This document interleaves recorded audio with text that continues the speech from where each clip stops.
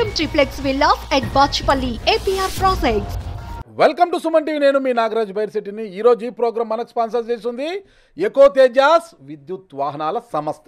ఆంధ్రప్రదేశ్లో కూటమి ప్రభుత్వం చాలా సాఫీగా ప్రశాంతంగా అభివృద్ధి ధ్యేయంగా 6 గ్యారెంటీలను ఎలా అమలు చేయాలని ఒక లక్ష్యంతో ప్రశాంతంగా ముందుకు సాగుతుంది.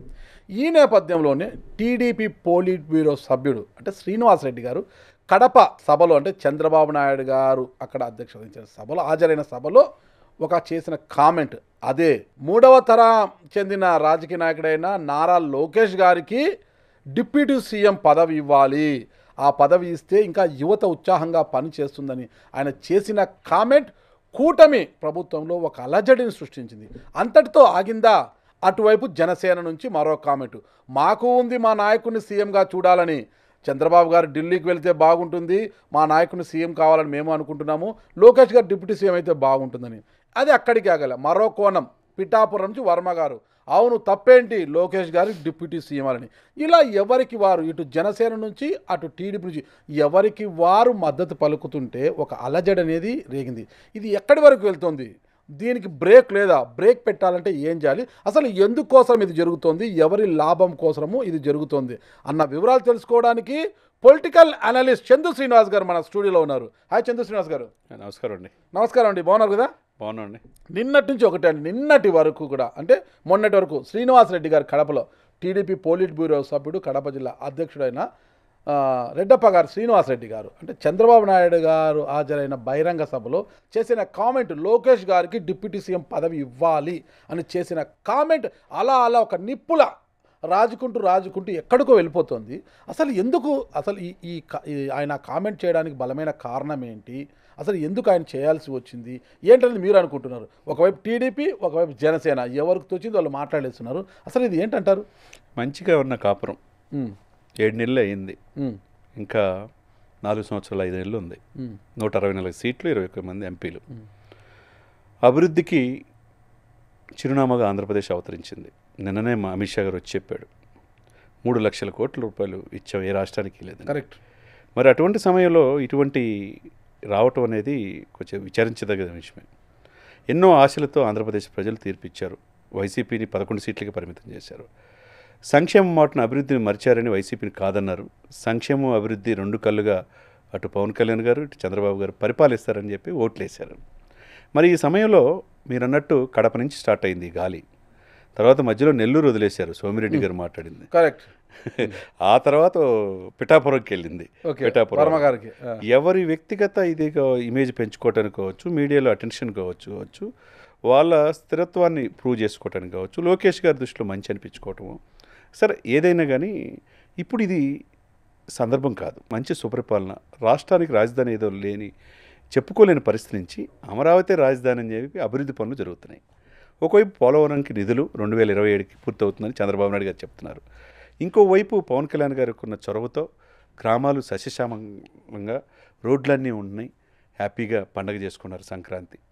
మొన్ననే ఒక శుభవార్త కూడా, మన రాత్రి స్టీల్ ప్లాంట్ ప్రైవేటీకరణ అనేది జరగదు, 11,440 కోట్లు కేటాయిస్తున్నాం స్టీల్ ప్లాంట్ అభివృద్ధి కోసం, ఒక శుభవార్త కూడా. ఇది కూటమి యొక్క విజయమే. ఈ విజయోత్సవాలు ఇవన్నీ ఇంకా ఈ ఆనందం చల్లారక ముందు ఈ అలజడి ఎందుకంటారు అసలుకి? ఇది ఇక్కడ ఏంటంటే ఒక్కొక్కల ఇదిని అంటే తన ఫేమ్లో రావటానికి కావచ్చు, తను కొంతమంది దృష్టిలో మంచి పేరు తెచ్చుకోవడానికి కావచ్చు, లేకపోతే తన స్కిన్ తను కాపాడుకోవటం కావచ్చు, వాళ్ళ ఉనికి కోసం ఇట్లా చేస్తున్నారు తప్పితే వాళ్ళు నిజమైన శ్రేయోభిలాషులు కాదు. ఈ మధ్యనే ఒక పత్రిక అధిపతి 2 రోజులు ఒక ఎపిసోడ్స్ ఇచ్చాడు. మరి ఆయన మంచి కోసం చేశాడు, చెడు కోసం చేశాడంటే ఎందుకోసం చేశాడు, ఎవరి ప్రాపకం కోసం చేశాడు ఇక్కడ అంటే ఇటీవల ఆయన కొంత చెడు కోసమే చేస్తున్నట్టుగా కనిపిస్తుంది. మరి అది వాళ్ళు కూడా ఆలోచించుకున్నారు. కాబట్టి వాళ్ళు ఎవరు శ్రేయోభిలాషులు, ఎవరు మనం మంచి కోరుకునే వాళ్ళు అనేది చంద్రబాబు నాయుడు గారు అంత అమాయకుడేం కాదు. 4.5 దశాబ్దాల సుదీర్ఘమైన రాజకీయ అనుభవం. మీరు చెప్పినట్టు కుప్పను ఒక రోల్ మోడల్గా చేసి 8 సార్లు ఎమ్మెల్యే అయ్యాడు, 14.5 సంవత్సరాలు సీఎం చేసిన వ్యక్తి. అతను క్లారిటీగా ఉన్నాడు. తర్వాత ఏ అనుభవం లేని వ్యక్తి 21 సీట్లకు 21 గెలిపించి 100% స్ట్రైక్ రేట్తో ఆయన క్లారిటీగా ఉన్నాడు. అంటే వీళ్ళిద్దరే కదా బీజేపీతో కలవడానికి కారణమైంది పవన్ కళ్యాణ్ గారు తెలియదు. వాళ్ళిద్దరూ చాలా ఇదిగా ఉన్నారు. ఇంకొకటి లోకేష్ గారు చాలా క్లారిటీగా, వీళ్ళు ముగ్గురు అభివృద్ధి పరమావధిగా ఆంధ్రప్రదేశ్ వైపు పనిచేస్తున్న ఈ సమయంలో అనవసరంగా వైసీపీకి అవకాశం ఇచ్చినట్టు కాదా అంతే నాగరాజు గారు? వీళ్ళు మంటలు రేపు రాజుకుంటూ వీళ్ళ మధ్య మంటలు రాజుకుంటుంటే వైసీపీ పక్కన చలి కాచుకోవాలని చూస్తుంది. ఈ కామెంట్స్ కూటమి ప్రభుత్వం ఎప్పుడెప్పుడు కూలిపోతే తమకు అనుకూలంగా వస్తుందని వైసీపీ ఎదురు చూస్తుంది అక్కడ. ఎవరి ఆలోచన అంతే కదా, అంతే కదా, వాళ్ళకి అవకాశం ఇచ్చినట్టే కదా. ఇంకొక వ్యక్తి ఆ పార్టీ అంతకుముందు గతంలో వైసీపీ నుంచి వచ్చి ఎలక్షన్ ముందు టీడీపీలో చేరిన ఆ వ్యక్తి అయితే 21 సీట్లు ఓడించాలి జనసేన అని చెప్పిన ఆ వ్యక్తి ఇప్పుడు లోకేష్ గారు డిప్యూటీ సీఎం కావాలని కోరుకుంటున్నాడు. మరి ఏ హోదాలో మాట్లాడుతున్నారు వీళ్ళంతా? ఎవరు అంటే టీడీపీకి తెలిసే మాట్లాడుతున్నారా, లేకపోతే వీళ్ళు వ్యక్తిగత ఇది కోసం మాట్లాడుతున్నారా అనేది అధిష్టానం పిలవాలి. ఇది టీడీపీ చంద్రబాబు నాయుడు గారు కావచ్చు. ఇప్పుడు ఇది చిలికి గాలివానగా మారి అవతల వాళ్ళకి అవకాశం ఇచ్చినట్టు ఉండకూడదు. నిన్నటి నుంచి ఇలా జరుగుతుంటే ఇక్కడ కూటమిలోని పెద్దలు ఎవరైనా చంద్రబాబు నాయుడు గారు కావచ్చు, నారా లోకేష్ గారు, పవన్ కళ్యాణ్ గారు ముఖ్యంగా ఆడ చర్యలు తీసుకోవాల్సింది చంద్రబాబు నాయుడు గారు టీడీపీ నుంచి, జనసేన నుంచి పవన్ కళ్యాణ్ గారు, ఇక బీజేపీ నుంచి యాక్చువల్గా పురంధేశ్వర్ గారు. వాళ్ళ ఇదైతే ఎక్కడ లేదు, ఇక్కడ వాళ్ళ ప్రస్తావన ఎక్కడ లేదు. వాళ్ళు సైలెంట్గా కామ్గా ఉండిపోయారు వాళ్ళు. అంటే ఇక్కడ శ్రీనివాస్ రెడ్డి గారు చెప్పిన తర్వాత అక్కడే కడప జిల్లాకు జరిగిన జనసేన నాయకుడు, అవును మాకు ఆలోచన ఉంది, పవన్ కళ్యాణ్ సీఎం కావాలి, చంద్రబాబు నాయుడు గారు ఢిల్లీకి వెళ్ళాలి, లోకేష్ గారు సీఎం డిప్యూటీ కావాలని, కిరణ్ రాయల్ కూడా ఒక అడుగు ముందుకు మాకు ఆలోచన, వాళ్ళు అనుకోవడంలో తప్పు లేదు, మాకు ఆలోచన ఉంది, మా నాయకుడు సీఎం కావాలని, ఇలా ఒక్కొక్కరు పోతుంటే ఎందుకు నిన్నటి నుంచి గప్చుప్ మీరు నోరు ముయ్యండి, ఏమి ఎవరు మాట్లాడకండి, మేము హ్యాపీగా ఉన్నాం, మా మధ్య ఎలాంటి పొరపచ్చాలు లేవు, నాకు డిప్యూటీ సీఎం హోదా కాదు కావాల్సింది, పరిపాలన సుఖవంతమైన పరిపాలన, జనరంజకమైన పరిపాలన కావాలని లోకేష్ గారు కావచ్చు, పవన్ కళ్యాణ్ గారు కావచ్చు, చంద్రబాబు నాయుడు గారు ఎందుకు కట్టడి చేయడం లేదంటారు? ఇక్కడ ఆల్రెడీ ఉదయం నుంచి వచ్చిన పరిణామాలు చూస్తుంటే జనసేనకి క్లారిటీ ఇచ్చినట్టుగా కనపడుతుంది.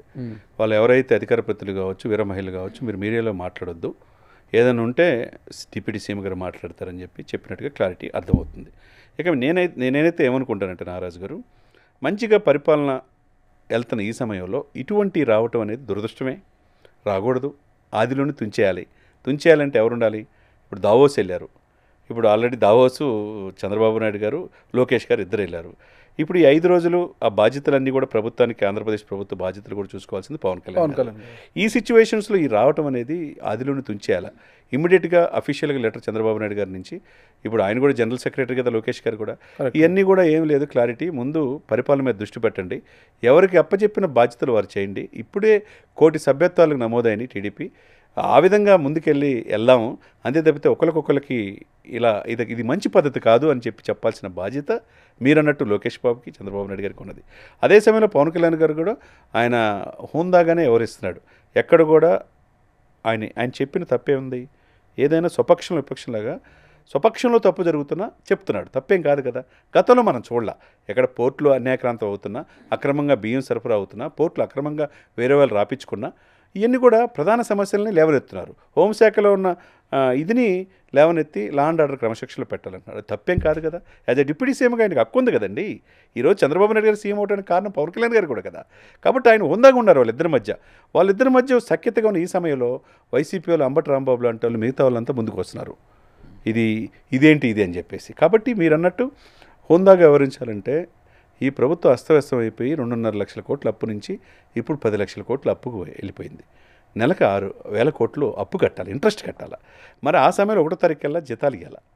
ఇప్పుడు పెంచిన సామాజిక పెన్షన్స్లో పెంచిన 4,000 రూపాయలు ఏమో 1వ తారీఖుకల్లా ఇవ్వాలి కదా. మరి అది చేయాలి కదా, జాబ్ క్యాలెండర్ చేయాలి కదా, రోడ్లు చూడాలి కదా, ఇసుకని ఉచితంగా ఇవ్వాలి కదా.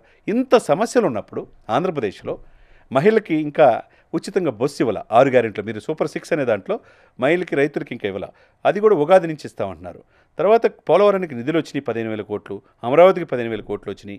తర్వాత రాయలసీమ కూడా ఎప్పుడు లేని విధంగా బడ్జెట్లో ఎలికేట్ చేశారు. ఇంకేం చేయాలనేది ఉద్దేశంతో చంద్రబాబు నాయుడు గారు, పవన్ కళ్యాణ్ గారు ప్రయత్నం చేస్తారు. ఈ సందర్భంలో దావోస్కి వెళ్ళి ఇతర ఉండే పెట్టుబడులు ఏ విధంగా ఆంధ్రప్రదేశ్కి రావాలి, గుజరాత్ తర్వాత తీర ప్రాంతం అంత ఉంది కదా, 974 కిలోమీటర్లని ఆలోచించాల్సిన ఈ సమయంలో స్వపక్షంలో విపక్షంలాగా కొంతమంది అత్యుత్సాహంతో ఇలా ప్రకటనలు చేయటం అనేది ఈ కూటమికి ఇబ్బందికరమైన పరిస్థితి. అంటే ఇప్పటి వరకు ఎలాంటి డైరెక్షన్ రాకపోవడంతో టీడీపీ నుంచి బయట ఒకటే చర్చలు అన్నమాట. పవన్ కళ్యాణ్ గారి దూకుడు ఎక్కువైంది, అంటే కాన్వాయ్లో వెళ్ళడము, ఇటీవల ఒక పురోహితుడు రోడ్డు పక్కన కనిపిస్తే కాన్వాయ్ని ఆపి ఆ పురోహితునితో వినతి పత్రం తీసుకోవడము, అట్లా ప్రజల్లోకి దూసుకు వెళ్తుండడము, ప్రతి అంశంలో, రోడ్ల విషయంలో, అన్ని విషయాల్లో కూడా చాలా దూకుడు ప్రదర్శిస్తున్నారు. అంటే పవన్ కళ్యాణ్ గారికి వేగానికి కళ్ళెం వేయాలి, ఆయన వేగాన్ని కట్టడి చేయాలనే ఉద్దేశంతోనే ఇలాంటి వ్యాఖ్యలు చేయించారు టీడీపీ వాళ్ళు అనేది ఒక అంశము. బయట వైసీపీ వాళ్ళు వీళ్ళు ఆరోపిస్తున్నారు. ఇంకొకటి ఏంటి, లోకేష్ గారిని సీఎం చేయాలని ఇంట్లో పోరు ఎక్కువైపోయింది. లోకేష్ గారిని ఎప్పుడెప్పుడు సీఎం కుర్చీలో కూర్చోబెట్టాలని ఆలోచిస్తున్నారు. ఇలా డైరెక్ట్ సీఎం అనే కన్నా డిప్యూటీ సీఎం చేస్తే బాగుంటుంది అనేసి టీడీపీలోనే, అంటే లోకేష్ గారి యొక్క వర్గమే అలా గిల్లారు వీళ్ళని. మీరు అరవండి, అది ఎక్కువ ప్రెజర్ ఎక్కువైపోయి డిప్యూటీ సీఎం అన్న ఇస్తారు. ఓ డిప్యూటీ సీఎం అంటే ఒకరే కాదు 5 మంది ఉండవచ్చునని గతంలో జగన్మోహన్ రెడ్డి గారు చూపించారు. ఓకేనా, ఇంకొక డిప్యూటీ సీఎం తీసుకునే అవకాశం ఉంటుంది, గతంలో 5 మంది ఉన్నారు కదా అనే ఉద్దేశంతో ఈ 2 ఈక్వేషన్స్ వల్లనే ఇలా జరిగింది అంటున్నారు. ఇందులో ఏది కరెక్ట్, ఎవరికి వాళ్ళు అనుకుంటున్నారు. మరి పార్టీ అధిష్టానాలేమో సైలెంట్గా ఉన్నాయి. ఏంది అసలు ఇందులో ఏది కరెక్ట్? నారాజుగా నేను ఒకటి చెప్తానండి, 5 ఏళ్ళు మీకైనా నాకైనా, అంతే. 6 ఏళ్ళు అంటే ఉపయోగం లేదు, వేస్ట్ అది కదా. ఇప్పుడు అట్లనే మీరు అన్నట్టు 5 ఉప ముఖ్యమంత్రులు గత ప్రభుత్వాలు ఇచ్చారు. ఎవరైనా ఏ శాఖ అయినా వాళ్ళు ఎవరైనా చేసింది మనం చూసామా? అంతా మామూలుగా అంతే కదా, ప్రోటోకాల్. మీకు కూడా 3.5 దశాబ్దాల జర్నలిస్ట్గా అనుభవం ఉంది. ఎంతోమంది ఉప ముఖ్యమంత్రులు పేరుకే నామకే ఇచ్చేశారు. గతంలో ఏంటంటే మా ఎస్సీ సోదరులు, మా బీసీ సోదరులు, మా ఎస్టీ సోదరులని అందరికీ ఇచ్చారు ఆయన, మా కాపు సోదరులని. ఎవ్వరు కూడా ఆ పదవికి ఏందో తెలియదు, పోయేదాకా కూడా వాళ్ళకి తెలియదు. కానీ ఫస్ట్ టైం ఉప ముఖ్యమంత్రి రాజ్యాంగబద్ధం కూడా ఉండదు, కానీ సరి సమానంగా ప్రాధాన్యత ఇవ్వాలని చంద్రబాబు నాయుడు గారు, పవన్ కళ్యాణ్ గారు ఆలోచించి అన్ని ప్రభుత్వ కార్యాలయాల్లో చంద్రబాబు నాయుడు గారి ఫోటోతో పాటు ఉప ముఖ్యమంత్రి పెట్టారు. ఫస్ట్ టైం చాలా చక్కగా ఒక కుటుంబంలాగా వెళ్తున్నారు. మరి ఆ సమయంలో, అదే సమయంలో ఒక ప్రోటోకాల్ ప్రకారం వెళ్తున్న ఈ సందర్భంలో ఈయన యాజ్ ఎ డిప్యూటీ సీఎం అంటే ఏదో ఒక 6 ఏళ్ళలో కాకుండా ఇది ప్రాధాన్యత గల పోస్టు, దీనికి ప్రజలకి సేవ చేయాలనే ఉద్దేశంతోనే కదా వెళ్తుంది. ఆయనకి ఏమైనా స్వలాభం ఏమైనా ఉందా? 1000 కోట్ల రూపాయలు సంవత్సరానికి వచ్చే ఆదాయం, 2 సినిమా తీస్తే 2 కోట్లు ప్రతిరోజు, అవి కూడా కాదనుకొని వచ్చాడు కదా. మరి కౌలు రైతులకు కూడా 34 కోట్లు తన సొంత డబ్బు ఇచ్చాడు కదా. తర్వాత అధికారంలో ఇప్పుడు వచ్చి కూడా ఉప ముఖ్యమంత్రిగా ఉండి కూడా 4 కోట్ల రూపాయలు 400 గ్రామ పంచాయతీలకి 400 లక్షలు ఇచ్చాడు కదా. మళ్ళీ ఆ రాష్ట్రానికి 1 కోటి, ఈ రాష్ట్రానికి 1 కోటి ఇచ్చాడు కదా. ఇంత సేవ చేసే గుణం ఉన్న వ్యక్తికి ఎక్కడో తిరుపతిలో లడ్డు కల్తీ జరిగితే 11 రోజులు ప్రాయశ్చిత్త దీక్ష చేసుకోదు, ఆయన ఎందుకు చేయాలి? హిందూ సనాతన సాంప్రదాయం కోసం 100 కోట్ల మంది ప్రతినిధిగా పవన్ కళ్యాణ్ గారు ఎందుకు ఉండాలి? ప్రభుత్వం తప్పు జరిగితే నేను క్షమాపణ కోరుతున్నానని చెప్పి తిరుపతిలో తొక్కిసలాట్లో 6 మరణిస్తే ఆయన బహిరంగ క్షమాపణ కోరితే అది హుందాగా లేదంటారా? చెప్పండి సార్, మీకున్న అనుభవంతో చెప్పండి. ఎంతోమంది ముఖ్యమంత్రులు చూశారు, ఉప ముఖ్యమంత్రులు చూశారు, మంత్రులు చూశారు నాగరాజు గారు. అది తప్ప తిరుపతిలో జరిగిన సంఘటన ఆయన క్షమించమని కోరి, తర్వాత ఎవరైతే చైర్మన్ గారు, తర్వాత వెంకట చౌదరి గారు, జేఈఓ గారు, ఈఓ గారు కూడా క్షమాపణ మీరు ప్రజలను కోరాల్సిందే అన్నారు. దాని మీద కూడా వైరల్ అవుతోంది కదా. పవన్ కళ్యాణ్ గారు టీటీడీ చైర్మన్ బిఆర్ నాయుడు గారిని క్షమాపణ చెప్పాలని కోరారన్నప్పుడు నారా లోకేష్ గారిని ఒక మీడియా ప్రతినిధి ప్రశ్న వేసినప్పుడు అది ఆయన వ్యక్తిగతము, అది టీడీపీ స్టాండ్ కాదని చెప్పడం కూడా వైరల్ అయింది కదా.